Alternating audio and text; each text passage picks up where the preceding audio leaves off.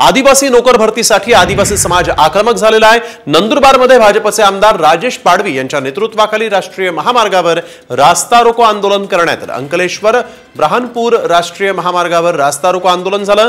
8 ते 9 किलोमीटर पर्यंत वाहनांची रांग लागली होती। सरकार आदिवासींच्या समस्येकडे दुर्लक्ष करत असल्याचा आमदारांनी आरोप केला आहे। आदिवासी नोकर भरती तत्काळ करण्यात यावी या मागणीसाठी आंदोलन करण्यात आलं। तर आदिवासी नोकर भरती न झाल्यास राज्यभर आंदोलनाचा इशारा देखील देण्यात आलेला आहे। आदिवासी नोकर भरतीसाठी आदिवासी समाज आक्रमक झालेला आहे। नंदुरबारमध्ये भाजपचे आमदार राजेश पाडवी यांच्या नेतृत्वाखाली राष्ट्रीय महामार्गावर रास्ता रोको आंदोलन करण्यात आलं। अंकलेश्वर ब्रहानपूर राष्ट्रीय महामार्गावर रास्ता रोको आंदोलन झालं। 8 ते 9 किलोमीटर पर्यंत वाहनांची रांग लागली होती। सरकार आदिवासींच्या समस्येकडे दुर्लक्ष करत असल्याचा आमदारांनी आरोप केला आहे। आदिवासी नोकर भरती तत्काळ करण्यात यावी या मागणीसाठी आंदोलन करण्यात आलं। तर आदिवासी नोकर भरती न झाल्यास राज्यभर आंदोलनाचा इशारा देखील देण्यात आलेला आहे।